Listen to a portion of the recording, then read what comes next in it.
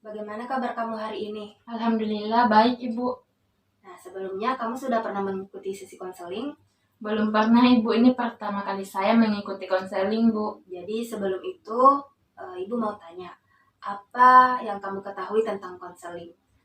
Setahu saya pemberian bantuan pada siswa. Jadi konseling adalah bantuan profesional yang diberikan oleh konselor kepada konseli, yaitu orang yang memerlukan bantuan seperti kamu agar kamu dapat menemukan jalan keluar dari masalah yang sedang kamu hadapi. Konseling itu didasari atas asas-asas, yaitu ada asas kesukarelaan, keahlian, kegiatan, kemandirian, kerahasiaan, dan lain-lain. Nah, asas kerahasiaan ini menjamin semua data-data atau informasi yang berkaitan denganmu. Jadi kamu tidak perlu takut untuk menceritakan semua masalahmu karena adanya asas kerahasiaan ini. Nah, bagaimana kamu sudah paham? Iya Bu, saya paham. Nah, mengenai peran konselor dan konseli, apakah kamu sudah paham? Kalau itu saya belum tahu Bu. Jadi, konselor di sini tugasnya adalah membantu konseli untuk menemukan jalan keluar dari masalahnya. Sedangkan kamu sebagai konseli berperan aktif untuk menceritakan masalah yang kamu hadapi, serta mengkaji berbagai kemungkinan-kemungkinan jalan keluar dari permasalahan kamu yang kamu hadapi saat ini. Iya Bu, saya akan berusaha berperan aktif untuk menceritakan masalah saya, sehingga bisa keluar dari permasalahan yang saya hadapi Bu. Nah, sekarang kamu sudah bisa menceritakan sebenarnya masalah apa yang sedang kamu alami sekarang ini. Masalah saya itu adalah saya mencemaskan dan tegang karena pengalaman yang saya alami di masa lalu, Bu. Dan saya ingin menyelesaikan masalah itu, Bu, karena ini sangat mengganggu pikiran saya. Nah, sangat bagus jika kamu mempunyai tekad untuk keluar dari masalah yang sedang kamu hadapi. Baiklah, pertemuan ini kita dibatasi oleh waktu. Kita akan mempergunakan waktu kurang lebih 30-40 menit. Dengan adanya waktu yang singkat ini, mari kita pergunakan dengan sebaik-baiknya, mempergunakan waktu yang ada. Nah, jika pada pertemuan pertama ini masalah belum mendapat titik terang atau solusi, maka kita akan mengadakan sesi konseling berikutnya yang diharapkan bisa menyelesaikan semua masalah yang sedang kamu hadapi. Ya, Bu, semoga masalah yang saya hadapi bisa cepat terselesaikan. Nah, sekarang kamu sudah bisa menceritakan masalah yang sedang kamu hadapi. Jadi begini Bu, beberapa minggu lagi saya akan tampil di depan teman-teman untuk tugas monolog bahasa Indonesia dan saya merasa sangat tegang Bu. Boleh Ibu tahu apa yang kemudian menyebabkan kamu merasa tegang dan cemas? Begini Bu, saya selalu merasa cemas dan tegang ketika akan tampil di depan umum Bu. Kenapa kamu bisa seperti itu? Pengalaman apa yang membuat kamu bisa seperti itu? Karena saya pernah mengalami kejadian yang tidak mengenakan saat tampil di depan banyak orang. Oh, jadi kamu merasa trauma karena pengalaman itu?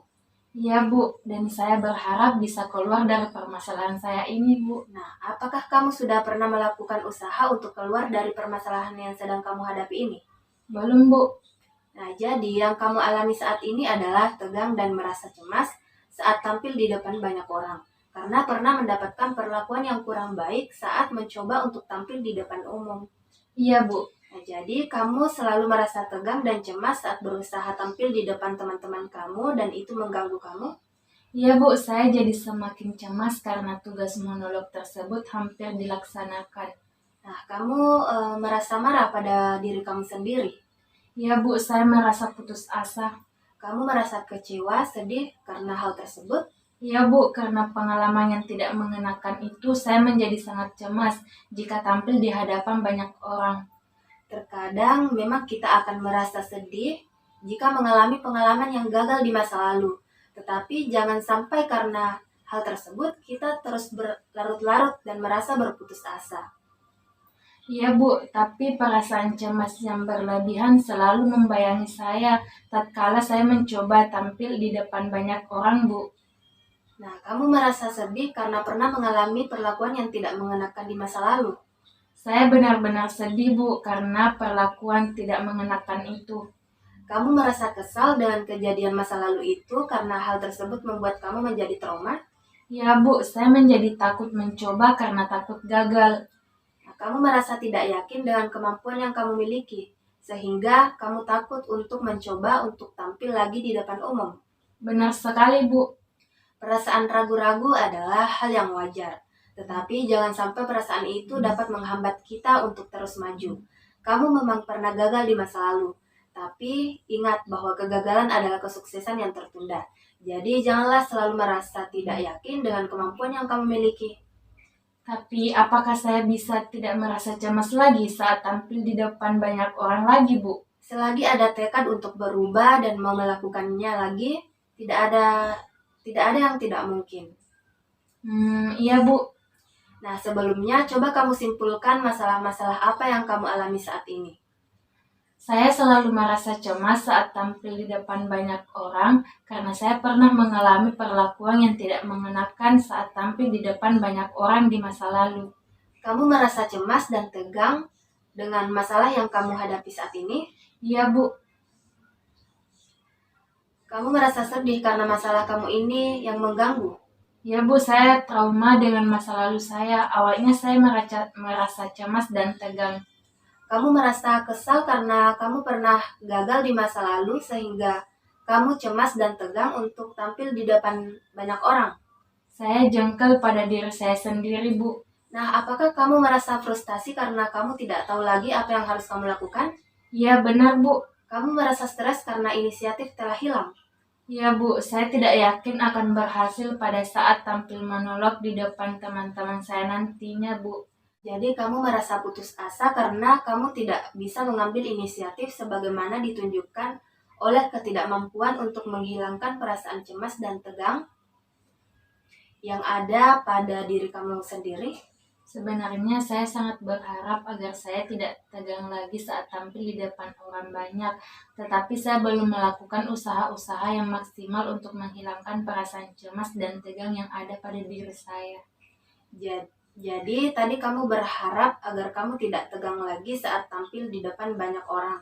Tetapi kok kamu belum melakukan usaha menghilangkan kecemasan yang ada pada diri kamu? Iya, bukannya saya tidak tahu apa yang harus saya lakukan. Kamu merasa menyesal karena kamu tidak dapat berinisiatif dan kamu ingin berinisiatif? Benar, Bu, saya benar-benar ingin melakukan sesuatu sehingga dapat menghilangkan kecemasan yang berlebihan saya, Bu. Kamu merasa menyesal karena kamu tidak bisa berinisiatif dan kamu benar-benar ingin belajar membuat inisiatif sebagaimana ditunjukkan oleh kemampuan kamu membuat rencana dan melaksanakannya.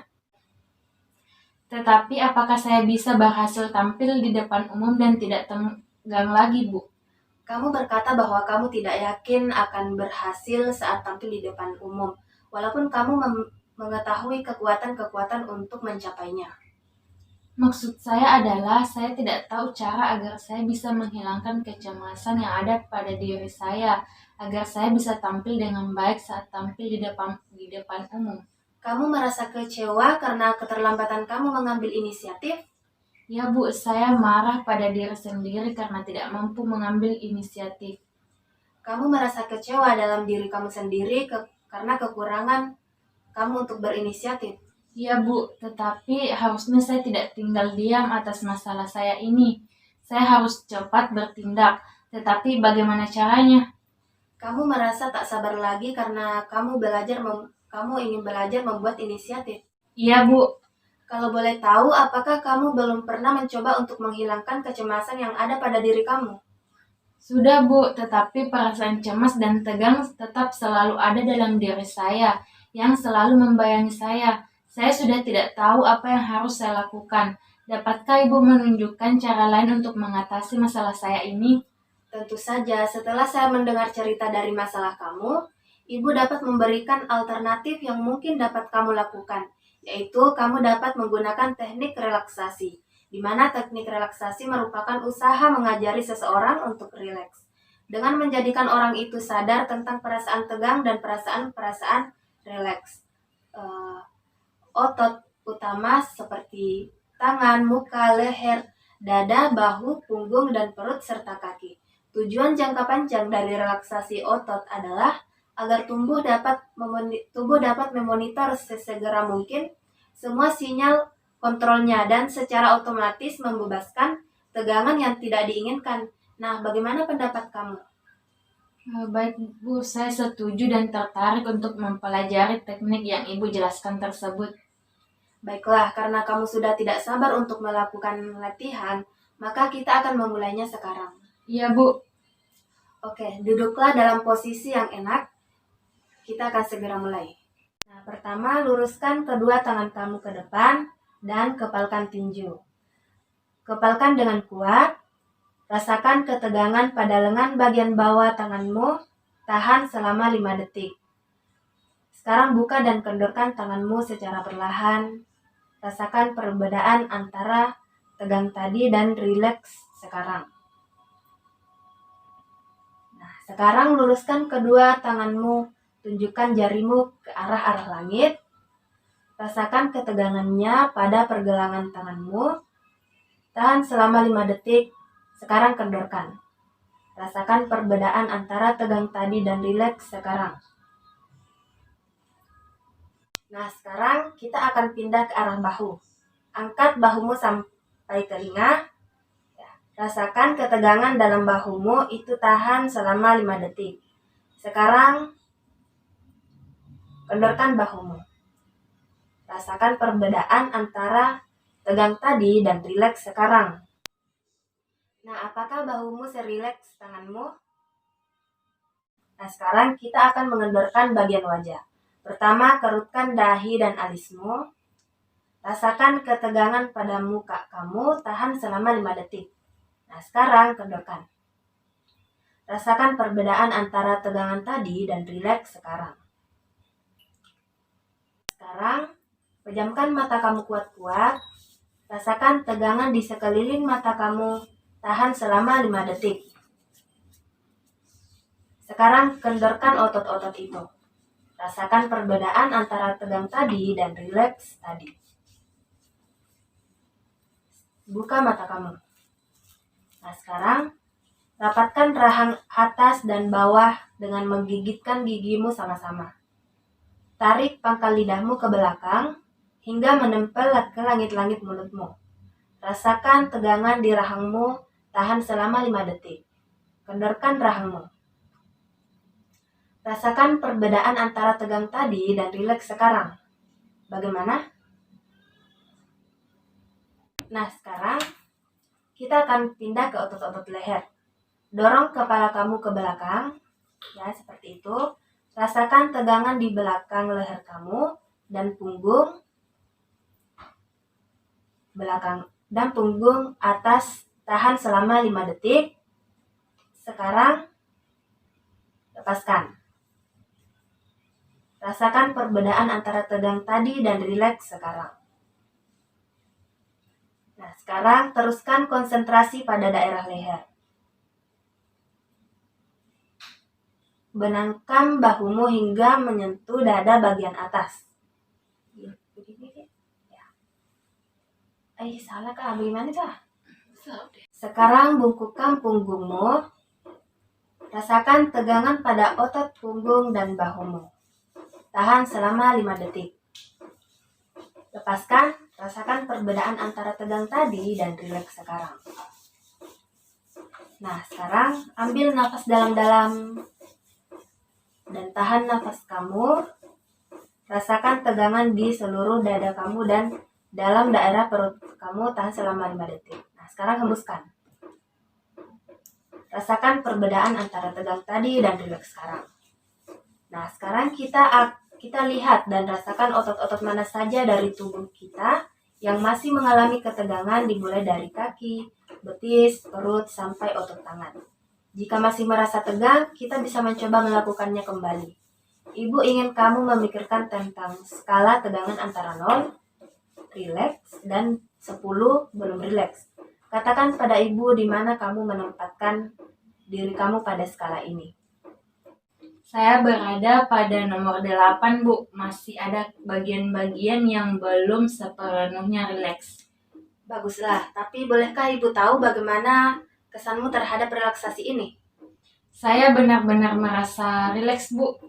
Kesanmu itu ada benarnya.